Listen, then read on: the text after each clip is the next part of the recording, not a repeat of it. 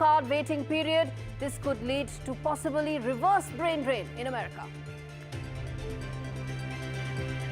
Trump's victory has led to a Make West Great Again movement where hard right parties and leaders are coming out against all things leftist. Will leaders like Javier Milei, Meloni, Marine Le Pen and Pierre Poilievre come together for the MWGA movement? Indian security has prepared for a two-front war with Pakistan and China on two sides. But as Bangladesh keen to explore military cooperation with intel sharing and other possible arrangements with Pakistan, is this now becoming a larger nexus? India sends decodes. Will India see massive trade tariffs under Trump administration, or will this expedite trade talks between India and the US for a possible free trade pact? We speak with former US Assistant Trade Representative Mark Linscott. And Hamas is set to release 4 women hostages tomorrow. As per reports, 3 are women soldiers and 1 is a civilian. Hamas has over 100 hostages in its custody since the 7th of October attack on Israel in 2023.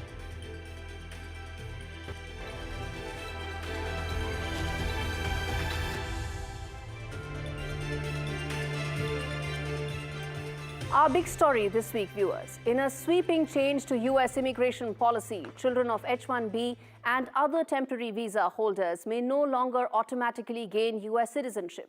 This move puts millions in limbo, leaving families with uncertain futures. The temporary visa holders like H-1B, H-4, L and F now face new restrictions affecting access to critical resources, whether it's education, financial aid, or even basic rights. But there's a silver lining, viewers, in all of this, which is that rule won't impact those already born in the US, offering a small sense of relief. Even those born till the 19th of February 2025 will be able to meet that threshold limit. But the stakes? Well, there are over 1 million Indians that are currently waiting for their green cards. And the clock is ticking. With over 4.8 million Indian Americans in the US, this policy has the potential to reshape the future for generations to come going forward. Meanwhile, as trade tensions mount between India and the US, the question of tariffs is at the forefront. Bilateral trade in the 2023-24 fiscal year between India and the US touched $120 billion, with US accounting for 18% of India's exports. India runs a trade surplus against USA. But that could all change if the US decides to pause tariffs on Indian goods, threatening key sectors, whether it's IT, pharmaceuticals, and others. So what's India's strategy in the face of these potential tariff hikes? Well, New Delhi will embrace possibly a multifaceted response. One that doesn't escalate to a full trade war, but at the same time, it doesn't mean that we bend backwards to accommodate every demand of Donald Trump. Instead, India will likely increase its imports from the US for specific sectors. If needed, will probably retaliate with its own set of tariffs on particular sectors. Like in 2018, we did that on steel. New Delhi could also look to hike imports in sectors like energy, aerospace, or even medical devices, sectors that are very important to the Trump administration. Remember, retaliatory tariffs may be focused on areas like agricultural products, motorcycles, where Trump has already spoken about, like the Harley-Davidson motorcycles he's spoken about. Trade ties reflect counter tariffs on almonds and apples from the US were imposed when trade disputes flared up the last time around. He could probably do something similar as well. But in this give and take, are we going to be able to thrash out a deal? I spoke with C. Raja Mohan on my podcast. Listen in to what he said. India's traditional style has been the other way. We announce a principle, and after that we don't have any flexibility.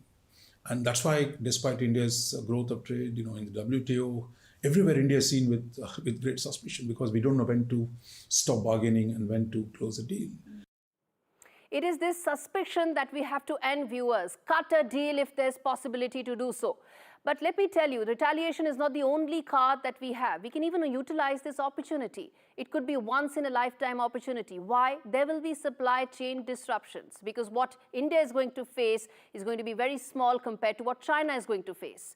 Because remember, China is a bigger threat for tariffs for Trump, along with Mexico and Canada, the two countries that he named on day one. Because with India, there is room for negotiations, not with some of these other countries. And the one area India needs to be cautious about is a possible levy on services, because that we run a services surplus against the US, one of the few countries to do so. And IT exports is probably going to be the biggest target for Donald Trump's administration when it comes to handling US-India trade ties.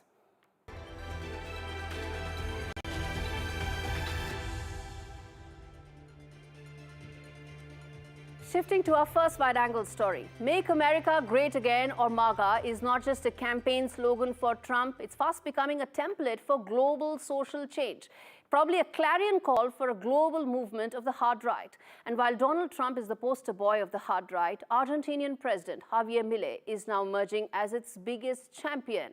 His over 30-minute speech at the World Economic Forum in Davos, where he lashed out at the premier global grouping of the who's who of capitalism, focused on all that the right's main plank is all about: gender politics, diversity-related extreme ideological positions, bashing climate activists who choose climate activism over growth. But perhaps the Argentinian's sharpest criticism came for immigration, where he came out heavily against illegal immigration and how woke governments are allowing it due to their own guilt. And he also spoke about the fact that these immigrants are not of the same faith. Listen in to a clipping of what Javier Milei had to say. Since the West is supposedly the root cause of all of the world's evils in history, it must redeem itself by opening its borders to everyone, which leads to a form of reverse colonization that resembles collective suicide. So this is how we now see images of hordes of immigrants who abuse, assault, or even kill European citizens whose only sin was not adhering to a particular religion. So while Donald Trump has got cracking on his election promises with a slew of executive orders, even his criticism comes nowhere close to what Javier Milei had to say. He spoke about, in fact, he spoke to a full house in Davos, which tells you that the Make West Great Again campaign is not just about America or Argentina. There are much more, and there are many more players here. There's El Salvador, there's Hungary's Viktor Orban, and who are already in power. Then there's UK's Nigel Farage, Canada's Pierre Poilievre, set to be the next Prime Minister of Canada, France's Marine Le Pen, who's been waiting in the wings, and possibly Germany's Alice Weidel as well, all of whom could join in. The MWGA will reshape our times. Make no mistake, it will reshape the world, and particularly countries like India that stand at the cusp of dealing with its own ideological battles against entrenched leftist ideals. Deep-rooted, possibly ultra-nationalist and ultra-leftist positions related to socialism are being stamped out in favor of capitalism. Javier said that capitalism lifted 90% people out of poverty. This is not Javier speaking. This is the movement that is speaking, that is, in fact, engulfing countries around the world. In contrast, in India, what do you hear? Sections of intellectual and political class debating about the merits of wealth redistribution, possibly more freebies. Well, viewers, the axe on wokeism and left ideology has fallen and will probably sweep powerful people around the world, and India will not be an exception to that.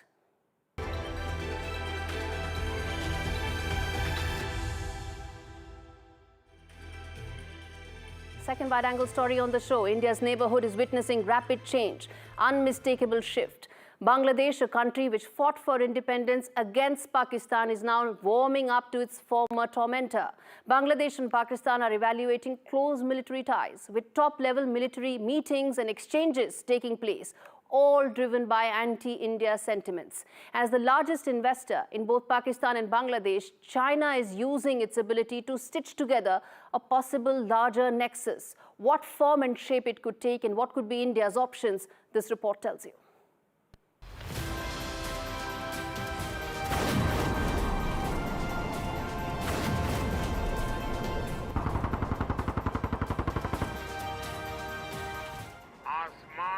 गर्जना, जमीन पर ये जांबाजी,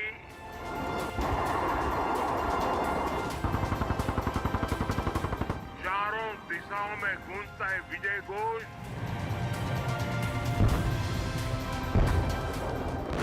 ये नए भारत का आह्वान है।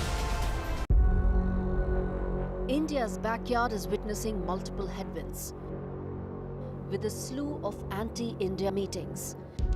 Bangladesh's interim foreign affairs advisor Tauhid Hussain held crucial talks with his Chinese counterpart Wang Yi in Beijing. Even as the head of Pakistan's ISI, Shahid Amir Afzara, was in Dhaka ahead of planned military drills in February. His visit came after decades of deep freeze between Bangladesh and Pakistani ties. But under Bangladesh's interim regime, led by Mohammad Yunus, engagement with Pakistan seems to have picked up. Yunus's recent public embrace of Pakistani Prime Minister Shahbaz Sharif at the United Nations was symbolic, a gesture that had been once unthinkable in Bangladeshi politics. It sent a powerful message that Bangladesh, despite its deep scars due to Pakistan's brutal suppression of Bengalis, now sees India as its bigger foe. Add to this the China factor. In the wake of Sheikh Hasina's ouster, China has woven itself into the fabric of Bangladesh's military, foreign policy and economy by pumping in a lot of money. In fact, it is Bangladesh's largest investor. As Bangladesh drifts closer to Pakistan, China stands to gain. If Pakistan re-establishes its foothold in Bangladesh, it could create a larger nexus against India. Pakistan could use Bangladesh as a launching pad for anti-India activities, more so since the India-Bangladesh border remains porous. ISI chief's visit in Dhaka was meant for building greater intel sharing between the two countries, a move that will allow Pakistani army and its proxies to freely use Bangladesh for anti-India activities. Indian forces have long prepared for a two-front war against China and Pakistan. And with Bangladesh joining the Nexus, India's security landscape will complicate further. All right, on that note, we slip into a very short break. On the other side of India Ascents, we talk to former long-time trade negotiator on US-India trade ties. Stay with us.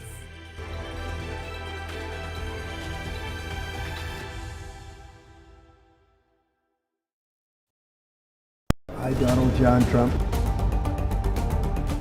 This week on India Ascents, will President Donald Trump's new H-1B visa policy result in a reverse brain drain? We decode the Pakistan-China-Bangladesh nexus brewing against India. And why is UK Prime Minister Keir Starmer being slammed for an alleged boys' club in his government? All this and more only on India Ascents with me, Gaurie Dwivedi, at these timings on the NDTV network.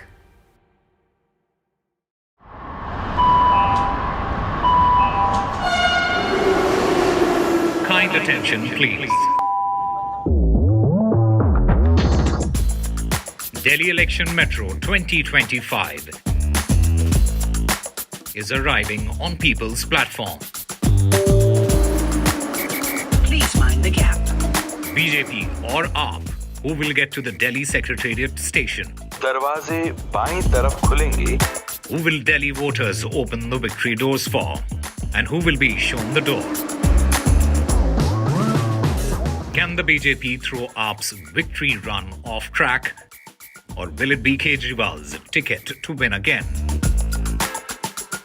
Can Congress take the election metro to revival?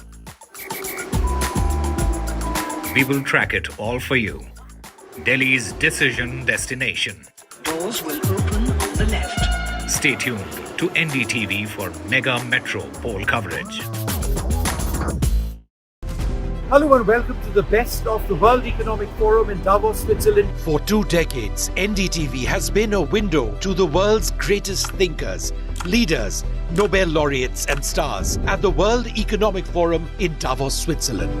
From Bill Gates to Shakira to Randy Zuckerberg to top ministers to what is often the biggest story, India, a global economic powerhouse. Conversations around our greatest challenges from AI to wars to sustainability. Join us, NDTV's Vishnu Shom and me, Neeraj Shah, as we engage with the world's finest. NDTV at Davos from January 20th to January 25th. The future of infrastructure, the future of multi-nodal connectivity, the future of integrated rail, road and air transport. The future is here. Witness groundbreaking innovations and game-changing ideas at the Future Summit on 27 January, exclusively on the NDTV network. I've been reporting on all issues, big and small, from Andhra Pradesh, Telangana, rest of South India, bringing you all the action, all that you need to know, all that you want to know. The energy of Maximum City is infectious. I bring in that energy in our news coverage from financial capital, Mumbai. Covering from the southernmost part of India over the last 23 years, I bring in-depth and 360-degree coverage from the Dravidian heartland. The land of Mishti is also known for its bitter politics. I have seen much water flow under the Howrah Bridge, covering Bengal in all its vivid colors.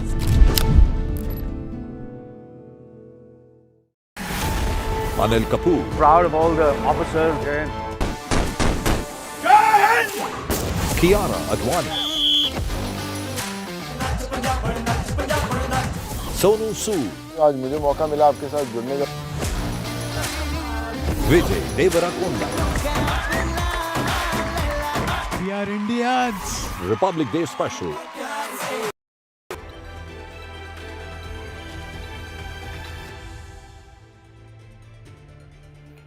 Welcome back. You're watching India Ascends. Let's get the top voice segment on the show.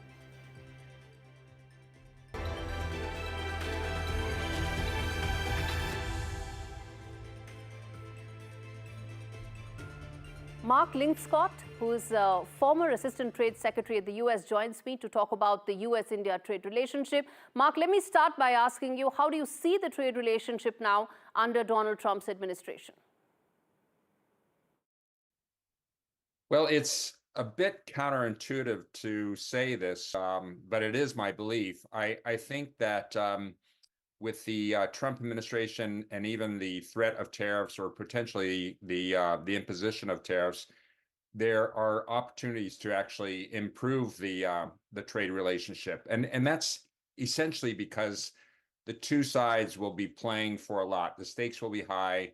I expect that there will be leader level attention, meaning President Trump and Prime Minister Modi, and that presents a set of circumstances that allow the two sides to come together, engage in give and take, and put a lot on the table, and ideally conclude, it may take some time, but ideally conclude a first ever US-India bilateral trade agreement.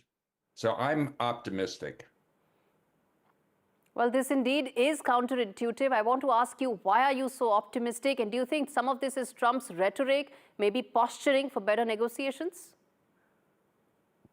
Well, yes, I do think that there's a degree of posturing, and certainly on the part of the Trump administration, only a couple days old. There is, I think, a desire to leverage at least the threat of tariffs to commence a trade negotiation. And you know, let's not minimize some of the difficulties of that. A trade negotiation could be very, very hard and difficult to conclude. But that said, the two sides do have experience negotiating with each other on trade.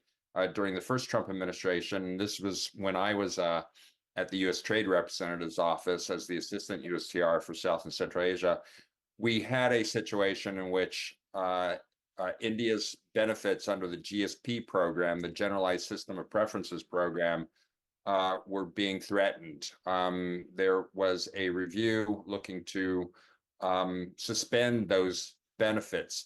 And it was that impetus that got the two sides to the table and came very close to concluding a trade deal. It would have been a smaller trade deal, but it certainly would have been a significant accomplishment. And I think it's unfortunate it didn't happen then. I am much more hopeful this time around that there can be a trade deal during the Trump second term of office. All right, Mark Linkskott, thanks much for speaking to me on India Sense.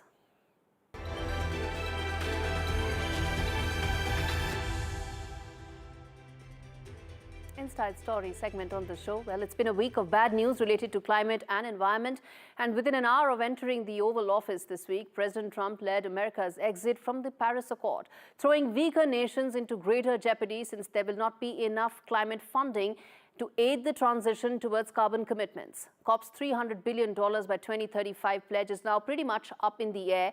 But the fact is, climate challenges are not unique to developing countries. And no one knows this better than America, which is battling another wave of wildfires. Well, this report tells you why extreme temperatures and these wildfires are just another sign why Donald Trump needs to stay invested when it comes to climate accords.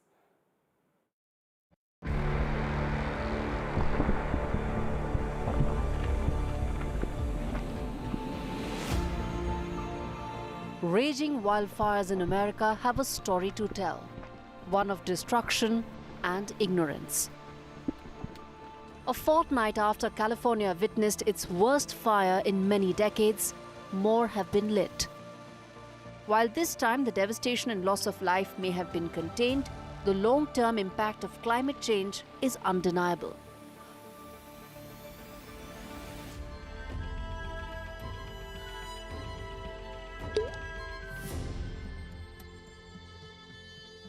Worse still, cities that are used to hurricanes are now getting snowstorms.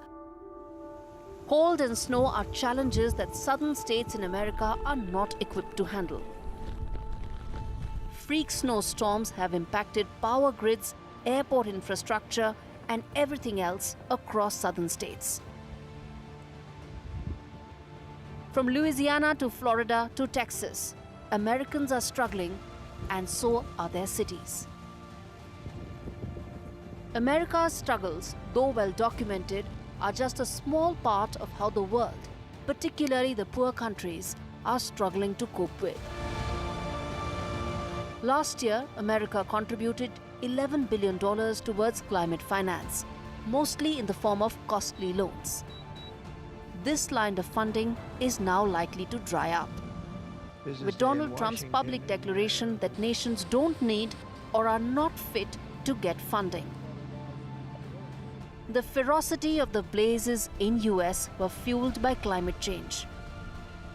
But it seems the MAGA brigade, instead of learning its lessons, is pushing the world further into chaos and uncertainty.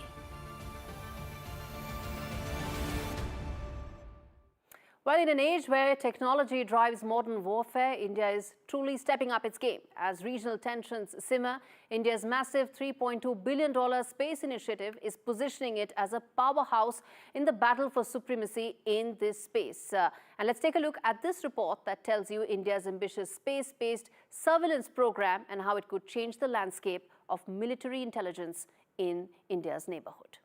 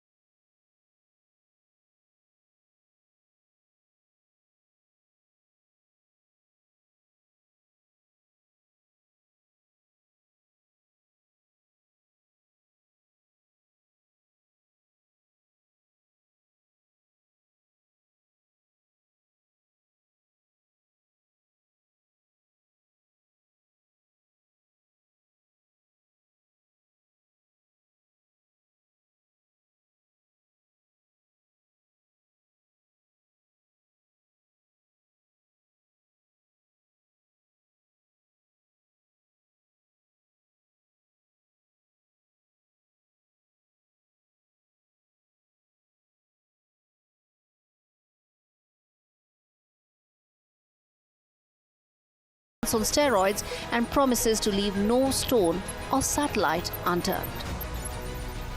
Now, what does this mean for India's neighbours? Pakistan and China may now find it harder to keep their activities under wraps. India's new space sensors will allow it to monitor both land and sea-based operations, and this could dramatically alter the calculus in future standoffs, both in the air and on the ground. But make no mistake, India isn't just playing defense. This is a clear message to both Pakistan and China. New Delhi is no longer reliant on foreign satellite technology. No more looking to the US or Israel or any other country for high-resolution imagery. The SPS-3 is all about homegrown technology, and in the coming years, India plans to build a self-sufficient AI-powered spy network among the most sophisticated in the world. And let's not forget, this isn't just about gathering intel. The real magic lies in India's ability to respond with the launch-on-demand capability. India could potentially launch a 650-kilogram satellite into space within an hour from a mobile platform. The ability to keep your watchful eye in space operational at all times is what separates the giants from the also-rans. Well, viewers, that's all the time we have in this edition of India Sense. But before we wrap things up, on your screens is that QR code that you can scan and get all the latest news, views, interviews, perspectives when it comes to India Sense. Thanks so much for watching this edition.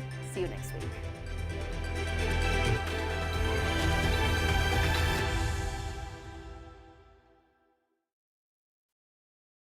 Well, I'm in Altadena. This is one of the worst hit areas. When disaster strikes, NDTV World brings you exclusive on-the-ground reports straight from the heart of the action. A neighborhood in Los Angeles that has been devastated by fire. I just received an emergency alert extreme, which has come on my phone. Stay tuned for NDTV World's in-depth coverage as we bring you the real stories from Los Angeles. This is the Altadena area, and there are still fires, and there's a lot of smoke in the area. These houses completely gutted. This is reporting that matters only on NDTV World.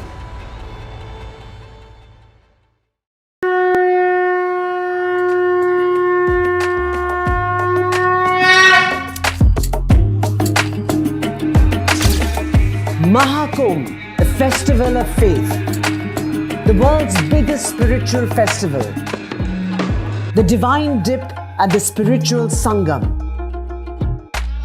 a sacred confluence of faith, culture and heritage. NDTV's mega coverage of the Mega Fest. NDTV at Mahakumbh 2025.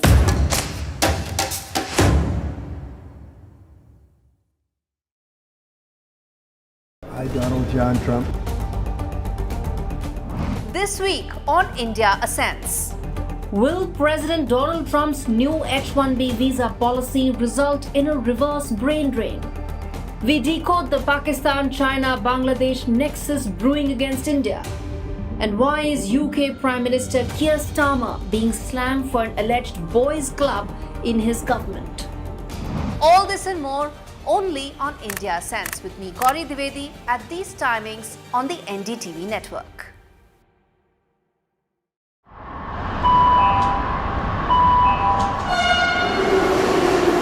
Kind attention, please.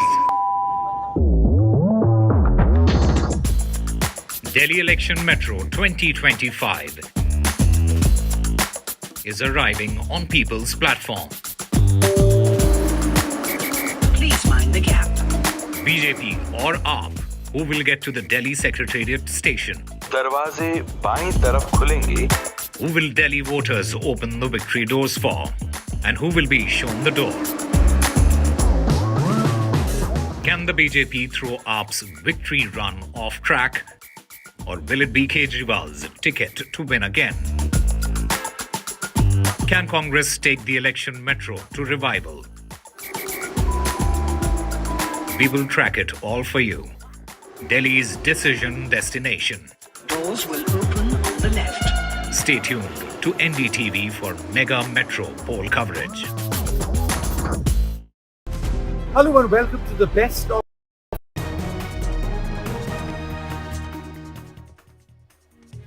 Hello and welcome to the Southern View this Friday evening. I'm Veera Raghav and the special focus this evening on the Tamizhaga Vetri Karagam and its road ahead in Tamil Nadu politics as it builds its party organization. But first, let's take you through the headlines we're tracking this hour.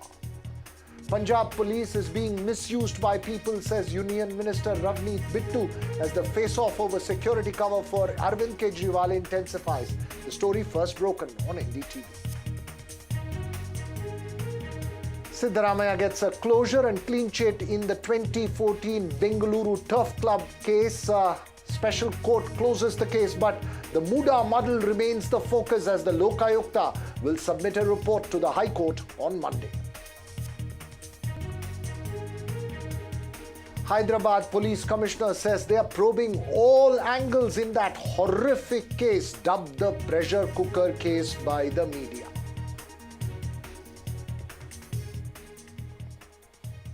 Well, first up this evening to the latest in Tamil Nadu politics. Months after he had that mega party event, actor Vijay's Tamizhaga Vetri Karagam today announced a list of 19 district secretaries and the party's second-rung leadership, largely outlaying the party's organization structure.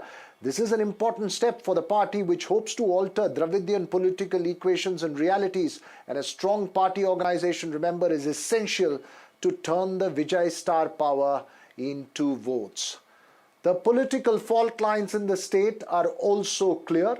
Earlier in the day, Tamil Nadu Chief Minister M.K. Stalin hit out with a dig at actor Vijay, even as he inducted into the DMK over 3,000 people from another party, the Nam Tamizhar Katchi, which is led by fiery orator, film director Seeman, who has made controversial comments against the founder of the Dravidian movement, E.V.R. Periyar.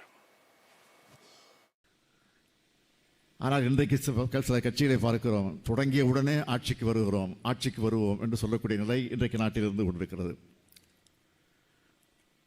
நாங்கள் தான் அடுத்த ஆட்சி, நாங்கள் தான் அடுத்த முதல் என்று அநாத நிலையை சுற்றி கொண்டிருக்கிறவர்களெல்லாம் இன்றைக்கு அதை பிதற்றிக் கொண்டிருக்கிறார்கள். நான் யார், எப்படிப்பட்டவர், எந்த கட்சி தலைவர் என்றெல்லாம் சொல்ல விரும்பலை. காரணம், அவர்களுக்கெல்லாம் நான் அடையாளம் காட்டுவதற்கு நான் தயாராக இல்லை. அதுதான் உண்மை. அவர்கள் பெயரை சொல்லி இந்த மேடைக்கு உரிய அங்கீகாரத்தை, இந்த மேடைக்குரிய கௌரவத்தை நான் குறைத்துக் கொள்ள விரும்பல. அதான் உண்மை. அதை எனக்கு புரிந்துக்கேன். மக்களுக்காக பாடுபட கட்சியாக இருந்து, உழைக்கக்கூடிய கட்சியாக இருந்து, உண்மையிலேயே தமிழனுக்காக பாடுபட கட்சியாக இருந்தால் நான் சொல்லலாம். வேஷம் விட்டு கொண்டிருக்கக்கூடிய ஒரு நாடகத்தை நடத்தி கொண்டிருக்கக்கூடியவர்களுக்கெல்லாம் நான் அடையாளம் காட்ட விரும்பல. தான் உண்மை. There, taking that dig at actor Vijay and his Tamizhaga Vetri Karagam, also hitting out at the NTK in that function there. But the core question this evening is simple and straightforward. Is actor Vijay any closer than he was to forging an anti-DMK alliance with the principal opposition party in the state, AIADMK? Remember, without the AIADMK, such an alliance may be a non-starter. The AIADMK, TVK and the BJP seem to be mirroring each other's stand on several issues like the Annavar city sexual assault or the Erode East by-election. But can that turn into an alliance without which it may be difficult to take on the might of the DMK and its cohesive alliance? Multiple factors at play here, and to understand them, joining me this evening, three noted political observers from Tamil Nadu: R.K. Radhakrishnan, Sumant C. Raman and Kavita Muralidharan. R.K. Radhakrishnan, my first question to you. Stalin taking on Vijay very clearly, making those comments there. Is that a sense of nervousness within the DMK that Vijay may be able to form a cohesive alliance to take it on in 2026? Absolutely. Coalition or not, definitely it's going to be a huge problem for the DMK. And the DMK's reaction to each of Vijay's outings, so to speak, where it is Parandur or Vengaivasan, where there has been a problem involved for Dalits, everything has been, it's like you need somebody like Vijay to get the DMK's act together. It's like that. Parandur, you had the minister Thangamanasu speak before Vijay went, and after Vijay went, there has been a series of discussions on that. And then again, Vengaivasan, where there has been a problem of fecal contamination in a tank or overhead water tank, we see that the DMK's today, the committee has submitted this report yesterday, and to the court yesterday, and then subsequently they are taking action. So I think there is a lot of nervousness in the DMK, and as you rightly pointed out, there is a problem in the alliance. I mean, in talking about an alliance itself, because the ADMK cannot consider the leadership role, and the Vijay's party cannot be seen as a second fiddle. So there is a huge problem right there. That's right. That's a big stumbling block. But Sumansi Raman, do you see a sense of backroom coordination happening? Because in the Anna Varsity case, Vijay going to the governor and complaining about law and order raised a few eyebrows. And then the Erode East by-election, all three parties deciding to boycott them, embarrassing the DMK in more ways than one. Vijay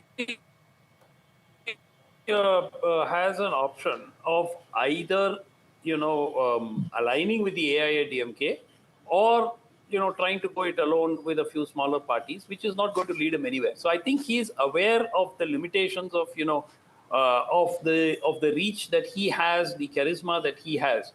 So and he has openly indicated he's open for alliances. Now the BJP is the problem here, because Vijay has identified the BJP as his ideological enemy. So clearly an alliance of sorts with the BJP is going to be extremely difficult for him to justify, and may create a lot of negative impression on Vijay's political entry. So the question is, how does he balance this, the need for alliances, along with the real issue, which is not to be seen as somebody who's just trying to make a political impact in his very first election at all costs. So without sacrificing ideology. He says he has got two enemies. Ideological enemy is the BJP, and the enemy as such on the ground is the DMK. So if he's going to take on both these enemies, then the only option for him is to tie up with the AIADMK and hope that the AIADMK and the BJP don't get into an alliance. The AIADMK has already indicated that they are sort of open for an alliance with the TVK. Of course, we are over a year away from the election, so it's way too early to predict which way things will go. But an alliance between the AIADMK, the Vijay, DMDK, PMK, and so on, and a few other parties can give the DMK a run for its money, can give the DMK alliance. Mind you, we're not talking of the DMK contesting alone. They're contesting as part of the India alliance, as it were. So they can be given a run for their money. And with anti-incumbency, there's a very real chance that Vijay could end up a Pavan Kalyan of Tamil Nadu. Well, a Pavan Kalyan of Tamil Nadu, you say. Sumansi Raman, Kavita Muralidharan also joins us. Kavita, to be the Pavan Kalyan of Tamil Nadu, he needs to strike a deal like Pavan Kalyan deal with Chandrababu Naidu. Can Vijay strike that kind of a deal with Edappadi Palaniswamy? That's really the question.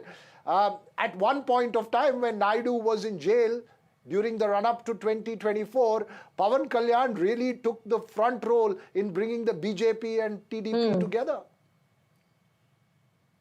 See, one thing what we know about Edappadi Palaniswamy, he is not willing to cede any ground. He is not willing to accommodate his former party members, party leaders, including OPS or Sasikala, into his party, which obviously is going to help the ADMK, considering that it's really in shambles now. So when Edappadi is not willing to do that, I am not sure how he will actually agree to, Vijay being a Pavan Kalyan. So I think that is out of question. And I think Tamil Nadu is entirely different. And we have had actors who have tried politics in Tamil Nadu, and we know how successful or unsuccessful we have been. So I'm not, one thing is when we at alliances, I'm really, one thing that makes me curious is the fact that Vijay is not even shown enough seriousness about, building his party or about being political. I mean, he goes to Parandur, he meets people, I agree, but I think it's not enough to be a politician in Tamil Nadu. What Vijay does is certainly not enough. So even before we talk about alliances, I'm not sure if he's even expressed enough seriousness to be considered as a serious politician in Tamil Nadu as of today. That's what I really think. On a day that he has announced his party organization structure here, R.K. Radhakrishnan, the star appeal to turn into votes, you've seen it work for some, it hasn't worked for many, including big stars. Has Vijay shown in the last 3 or 4 months since the event, the mega rally that we are playing on our screens, that he has the political acumen and the strategy to build alliances and to sort of negate the political waters of Tamil Nadu? So there are serious problems here, Veera. If you ask me, I would say that the exact chance that MGR had in 1972 was presented to Vijay on a platter with the Erode East by-election. I think he should have contested, or he should have put somebody else to contest from his own party to test the waters. It would have given a feel of what an election looks like, especially in a by-election, and what needs to be done on the ground to actually bring people together, bring people onto the booths, and actually see how voting takes place and what kind of traction the party has. That chance he completely missed, probably because of advice. And again, his party itself, I mean, there was a senior leader from the Delta districts who wanted to join the party, who was a former union minister. And the point is that he got in touch with one of these two gatekeepers. One is John, the other is Busi Anand. He got in touch with one of the gatekeepers, and the gatekeeper apparently called up the DMK or the ADMK, one of those parties, and told very clearly that this guy wants to join. And then we see a complete, complete capitulation on the part of this particular leader. I mean, it just happened to multiple leaders across multiple parties, wherein they're not able to approach Vijay. Even the partymen, it's a completely fan-controlled party as of now, with two individuals controlling all access to Vijay, and the party looking like a kind of a fan base, and the fan base is actually being converted into district secretaries and all the other positions. So I completely supplement Kavita's point when she says that we don't know how serious he is. Well, we don't know much in terms of the run-up to the polls. As Sumant Raman pointed out, it's still 1 year away. You don't know how things will shape up. But Sumant Raman, the more important question is from the AIADMK's point of view. Having lost 3 successive elections, 2019, 2021 and 2024, and lost it decisively, the party needs some new momentum to come in. And that momentum, perhaps the only thing visible in Tamil Nadu at the moment, the only leader face visible in Tamil Nadu to bring that kind of momentum is Vijay. Would you agree? No, I think that there is a level of complementarity there. What the AIADMK lacks is charisma. What the AIADMK has is a very strong organization base, which even today is capable of taking on the DMK one-on-one. But the fact that DMK never contests one-on-one, they always contest as part of a large alliance and a phalanx of parties arrayed behind it with the adequate caste equations and so on. So therefore, to take on such a large alliance, it becomes imperative for AIADMK to enter alliances, and therefore, what are they looking for? They're looking for that X factor, the charisma, the youth vote, which Vijay could potentially attract, and also indirectly a kind of reach out to the minorities. While Vijay is not overtly projected as a minority member of the minority community, there will be the factor that he does, represent them in some form or the other. So therefore, the vote, if there was to be an alliance, and I don't agree with what Kavita said that AIADMK is in shambles. They still command 20-21%. Yes, they used to command 45% at the time of Jayalalitha, but they're still clearly the second largest party and the principal opponent to the DMK. And if the party is contested one-on-one, they could give the DMK a run for its money. One last point. I don't agree they lost 2021 so badly. They got 75 seats after 10 years in power with the significant anti-incumbency. No, I think they still ended up with 75 seats. Lost power. I'm really sorry, we've completely run out of time. I just have last 10 seconds to you, Kavita Muralidharan. Vijay as an X factor in 2026, still a potential powerful X factor. Yes or no? No. I don't see him as a powerful factor at all in the 2026 elections. I've not seen him being a serious politician, and if he is really serious, I think at least he needs to wait for another 2 or 3 elections before he can actually make some impact. Okay.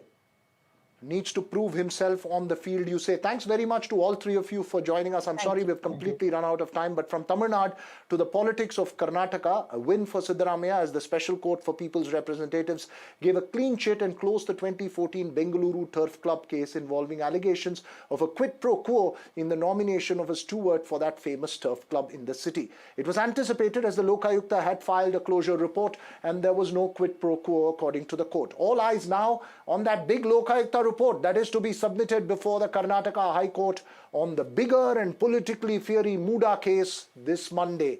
In its last hearing, the court had ordered the Lokayukta police to file a report before it on the 27th of this month, which is Monday. All these cases, remember, will have a direct impact on the power play in Karnataka politics. ಬಿಜೆಪಿನಲ್ಲಿ 3-4 ಗುಂಪುಗಳಿದ್ದಾವೆ. ನಮ್ಮ ಪಾರ್ಟಿನಲ್ಲಿ ಯಾವ ಗುಂಪು ಇಲ್ಲ. ನಾನು ಡಿ.ಕೆ. ಶಿವಕುಮಾರ್ ಇಲ್ಲೇ ಇದ್ದೀವಲ್ಲ, ಗುಂಪೇಲಿದೆ ನಮ್ಮ ಹತ್ರ. There is no groupism in our party. There is a vertical division in BJP. ಕಚ್ಚಾಡ್ತಾರೆ, ಗೊತ್ತಾಯ್ತಾ? ಆ ಥರ ನಮ್ಮ ಪಾರ್ಟಿನಲ್ಲಿ ಇಲ್ಲ. ಕಾಂಗ್ರೆಸ್ ಒಗ್ಗಟ್ಟಾಗಿದೆ, ಕಾಂಗ್ರೆಸ್ ಸರ್ಕಾರ ಸುಭದ್ರವಾಗಿದೆ. ಅದರಿಂದ ನಾವು 5 ವರ್ಷ ಅಧಿಕಾರವನ್ನು ಮಾಡ್ತೇವೆ. 2028ರಲ್ಲಿ ಚುನಾವಣೆ ನಡೆದಾಗ ಮತ್ತೆ ಅಧಿಕಾರ. Well, joining me this evening for a quick political face-off, Lavanya Balal Jain of the Congress and Madhu N. Rao of the BJP. Madhu N. Rao, you heard Siddaramaiah there saying categorically that it's the BJP which is a divided house and the Congress is united. If he gets a clean chit in the Muda case, he could get very offensive. Good evening. Well, I don't know whether should I talk about Muda first or the infighting of the Congress party though. But I feel one thing. If there are any infighting and who's pulling the leg of Mr. Siddaramaiah, it's none other than the D.K. Shivakumar. Because there was a time when there was a discussions going on at the time of who should be the chief minister at the time when they got into power. There was a merry-go-round which was going on in Delhi as to who should become the chief minister. And by all means, I think they had some 50-50 ratio of 2.5 years and 2.5 years. It's coming nearer. Perhaps D.K. Shivakumar wants him to step down.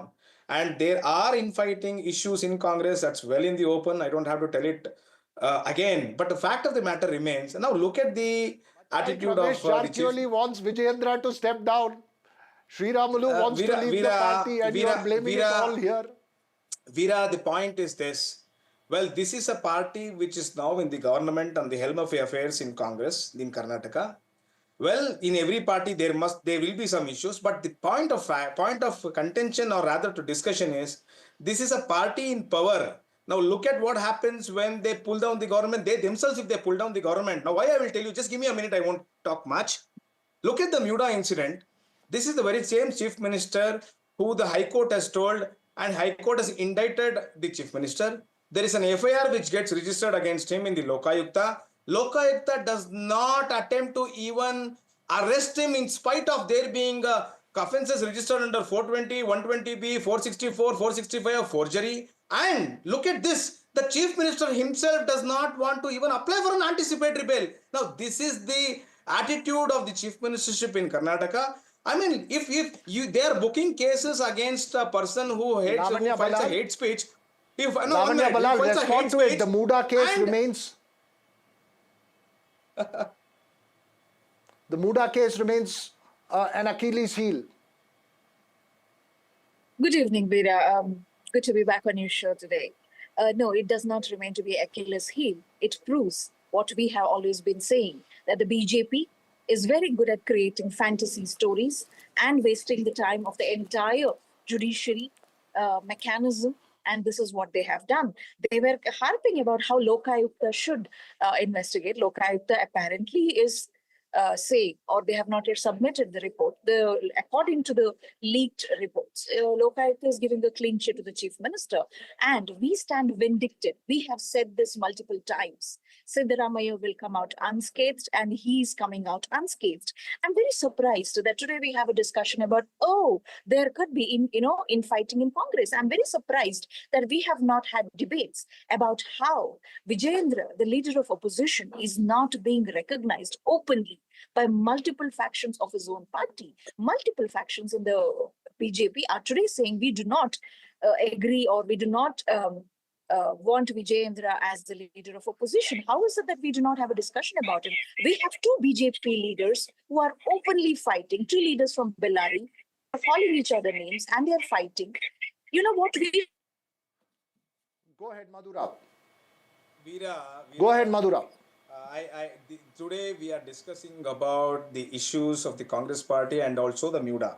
Now, I just want to ask a question to my friend Lavanya. Look at the situation. I could not finish that, but at that point of time, I was only trying to tell, look at how the Congress party and the government is functioning in Karnataka.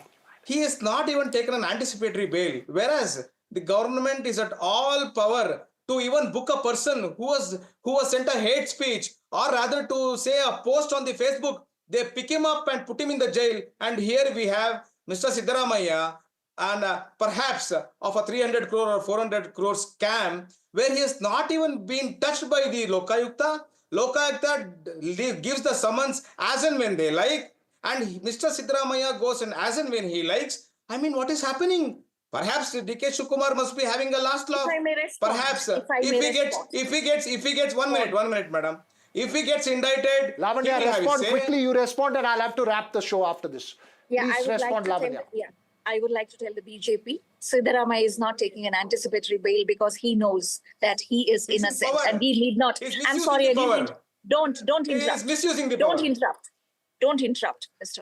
So he does not need to take an anticipatory.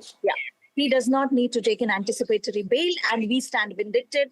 We are unscathed in the entire allegation that is leveled at us by the BJP. I would really like to be part of a debate where we discuss the broken house of the BJP. This is the brazenness at which the Congress party is. We'll leave this conversation here. Obviously, there is internal battles on all sides of Karnataka politics. But thanks to the two of you for joining us here. We'll possibly come back on Monday when that report is submitted before the High Court of Karnataka. A quick update on that horrific case in Hyderabad, dubbed the pressure cooker case by the media. The police say they're probing all angles and have got forensic experts from around the country to probe the case. Uma Sudhir has the details. We got a complaint, and he himself came to us, and this about this issue, killing out his wife. Then we are investigating the case, and then we not only experts from our state, we are calling experts from different parts of the country also. We are putting all efforts. Once we get real clues and real aspects of which nitty-gritty of the investigation, which I can't reveal to you, once it comes up, certainly I'll inform you. Well, that's all we have time for on the Southern View this evening. We'll get more details on that case from Uma in a bit. But news and updates continue right here on NDTV. Thanks for watching.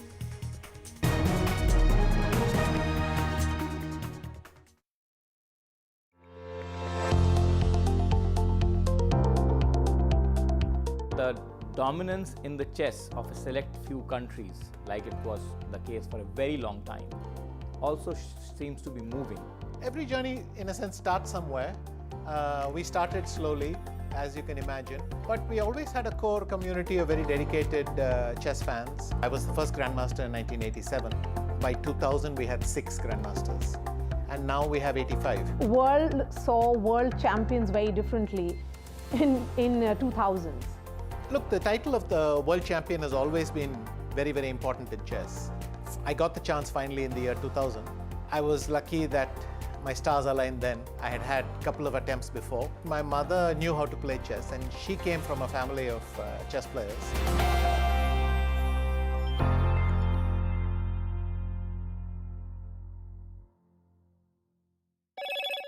Hello, Moto. Motorola Edge 50 Pro, world's first AI-powered pro-grade camera.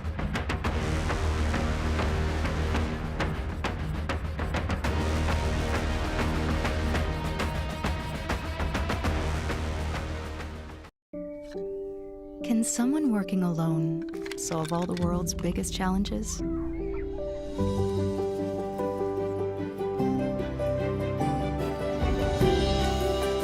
Isn't collaboration the way we'll make lighter, more sustainable packaging and generate limitless energy?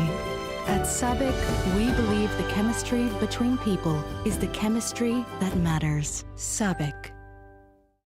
विकास पुरुष प्रधानमंत्री नरेंद्र मोदी के मार्गदर्शन एवं माननीय मुख्यमंत्री योगी आदित्यनाथ जी के कुशल नेतृत्व में प्रयागराज महाकुंभ 2025 अब डिजिटल महाकुंभ बनने के लिए हो चुका है तैयार। डिजिटल महाकुंभ के सपने को साकार करने वाली आवश्यक सेवाओं के लिए कुंभ सहायक AI चैटबॉट को QR कोड स्कैन कर WhatsApp पर प्राप्त किया जा सकता है। इससे श्रद्धालु 11 भाषाओं में हर तरह की जानकारियां प्राप्त कर सकेंगे। कुंभ सहायक चैटबॉट से बोलकर या लिखकर तत्काल जानकारियां प्राप्त होंगी। ये चैटबॉट श्रद्धालुओं को मीडिया गैलरी जैसी कई और सुविधाएं भी देगा। किसी अस्थायी शहर के लिए पहली बार गूगल पर महाकुंभ मेला क्षेत्र अलग से चिन्हित किया गया है। इससे नेविगेशन आसान होगा। डिजिटल महाकुंभ का साक्षी बनने आप भी पधारिए प्रयागराज। सनातन गर्व महाकुंभ पर्व Mahakumbh 2025 Prayagraj. Sir membership over. पर मैंने तो यूज भी नहीं की। फिर तो वेस्ट हो गई। कैरी फॉरवर्ड कर दो। ऐसा कहाँ होता है? मेरी नीवा भूप हेल्थ इंश्योरेंस पॉलिसी में। मतलब it lets me carry forward my unutilized base coverage to the next year. कि मुझे भी चाहिए। जिंदगी को क्लेम कर ले। There's a reason why over 200 new age companies scout for talent from our campuses. It's because we've future-proofed our courses with a higher technological baseline, with a thrust on specialized industry skills and tech innovation skills. The Amrita School of Engineering. Tomorrow's engineering today. The Yogi Adityanath government has set up 35 night shelters in Sangam city to protect the poor and homeless from the biting cold during Mahakumbh Mela. The government has instructed municipal corporation to prominently display detailed lists of shelters. Besides, pink shelters have exclusively been set up for women. These shelters not only serve poor, orphan, but also provide a protection for the economically disadvantaged, ensuring safety with dedicated staff, including women police. जहाँ पे आपको रहने की, रुकने की पूरी व्यवस्था मिल जाएगी। ये सब पूरा गवर्नमेंट की तरफ से उपलब्ध है, जिसकी निःशुल्क फीस भी है। कंबल है, ब्लैंकेट है, बेड है और मिनिमम फी में ये उपलब्ध कराया गया और साफ सफाई भी ठीक है। साफ सफाई बहुत बढ़िया है एकदम।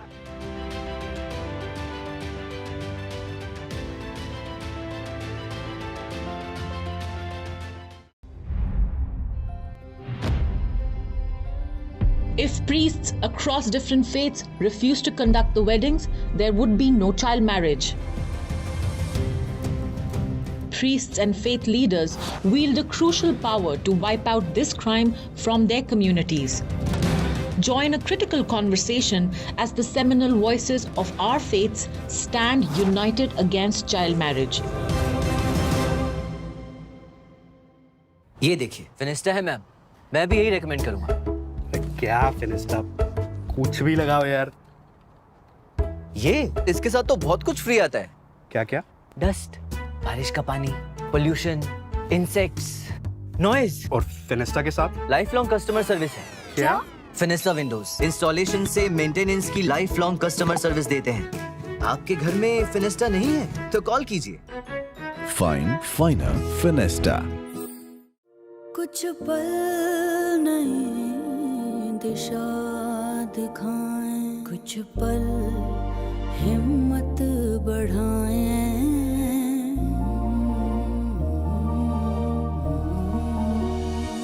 मंजिल नहीं फिर दूर जब कुछ पल साथ बिताएं। तुम्हारे साथ बिताए हुए पल मेरे साथ रहेंगे जिंदगी भर।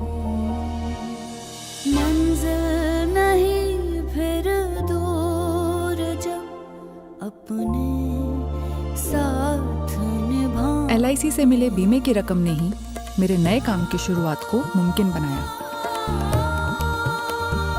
कुछ पल का साथ बन जाता है जिंदगी भर का साथ।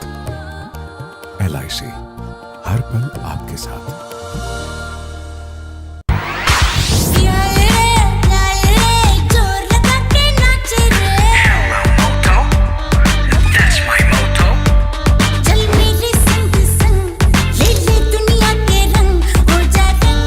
हो जा रंगीला रे with Motorola's incredible range of smartphones. Hello, Moto.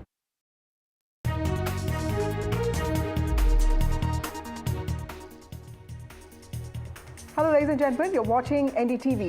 Now, a day after Aam Aadmi Party chief Arvind Kejriwal's security was withdrawn following objections from Delhi police and instructions from the Election Commission of India, the Aam Aadmi Party has dubbed all of this as pure politics. On Thursday, the state police withdrew its personnel from the security detail of Arvind Kejriwal, who also is the former Delhi Chief Minister, under the Home Ministry's recommendation to Delhi police that it should not deploy Punjab police for its security in the national capital.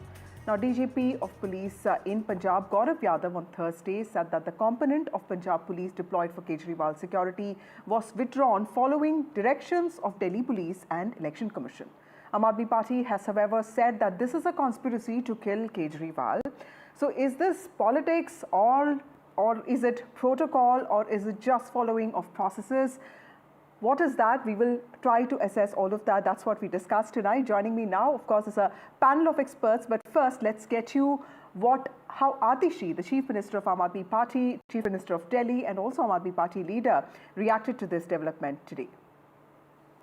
18 जनवरी को नई दिल्ली विधानसभा क्षेत्र में अरविंद केजरीवाल जी की गाड़ी पर पत्थर फेंके गए। जब जांच करने गए, पुलिस नहीं जांच करने गई। जब हमने खुद सोशल मीडिया पर जांच करी तो पता चला कि सारे हमलावर भारतीय जनता पार्टी के पदाधिकारी थे। फिर से भारतीय जनता पार्टी और दिल्ली पुलिस की एक जुगलबंदी सामने आई कि ना दिल्ली पुलिस ने भारतीय जनता पार्टी के कार्यकर्ताओं को रोका, ना उन पे एक्शन लिया।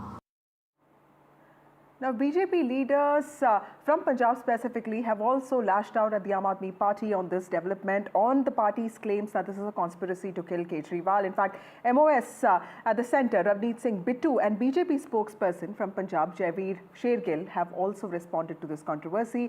Let's listen into what they said. Kejriwal साहब, आपके पास दिल्ली पुलिस की Z प्रोटेक्शन है। अगर आपको और जितने आदमी चाहिए, आप और सिक्योरिटी रिव्यू करने के लिए एजेंसीज होती हैं, बहुत मुख्यमंत्री हैं। अगर आप मुख्यमंत्रियों की बात करेंगे तो उसमें मुलायम सिंह यादव थे पहले, आज अखिलेश जी हैं, आज फरूक अब्दुल्ला हैं। वो बीजेपी की तो नहीं है, आज भी उनके पास NSG की प्रोटेक्शन है। क्यों हम हजारों करोड़ जो इन्होंने एफिडेविट में लिखा था, भाई ना बंगला, ना गाड़ी, ना सिक्योरिटी, वो एफिडेविट आज कहां गया Arvind Kejriwal ji? Arvind Kejriwal being given Z+ protection by Punjab police is a blatant mockery of the system. Looting the treasury, misusing public funds, and misutilizing the government resources has become Arvind Kejriwal's favorite sport. Like sharks are addicted to blood, Kejriwal has got addicted to looting the treasury and misutilizing the government resources. First, Shishmail, now using Punjab police Z+ security protection cover in Delhi and all over India. Kejriwal is behaving like an entitled, greedy king who wants to pickpocket everything from the common man. Arvind Kejriwal should be held accountable and answerable for puncturing a hole in the public exchequer and misutilizing the resources. Now, CC Rajiv Kumar also spoke on this matter in an exclusive conversation to NDTV. Let's listen into what he said. Delhi elections भी हो रहा है और अभी meeting भी चल रही है। इसमें एक सवाल बस पूछना था कि एक सिक्योरिटी को लेकर कंसर्न जताया जा रहा है, खासकर अरविंद केजरीवाल की सिक्योरिटी पर। उसमें ये कहा गया कि पंजाब की पुलिस इसलिए विड्रॉ की गई कि इलेक्शन कमीशन ने उसमें सहमति दी। ये क्या मामला है सर? क्या इलेक्शन कमीशन ने कुछ ऐसा एक्स्ट्रा स्टेप उठाया जो पहले नहीं था, या कोई नियम है पहले से ही है? सिक्योरिटी देखिए एक बहुत ही गंभीर मुद्दा है। सिक्योरिटी किसी को भी दी जाती है तो वो थ्रेट परसेप्शन पर देख के दी जाती है, और जिन भी प्रोटेक्टी को सिक्योरिटी मिलती है उनकी पूरी सिक्योरिटी प्रोवाइड करना नियमों में लिखा हुआ है, कैसे प्रोवाइड की जाएगी। तो उसके लिए ब्लू बुक है, उसके लिए येलो बुक है, जिसमें लिखा है कि कैसे सर्किल्स रहेंगे, कैसे आउटर सर्किल्स रहेंगे, कैसे किस जुरिस्डिक्शन में क्या काम होगा। एग्जैक्टली जो उसमें लिखा हुआ है उसी के अनुसार काम होना चाहिए। उसके अलावा किसी के पास कोई विकल्प नहीं है। जो प्रिस्क्राइब्ड है ऑल ओवर द कंट्री, जो प्रिस्क्राइब्ड है फॉर ऑल प्रोटेक्टीज जो प्रोवाइडेड है।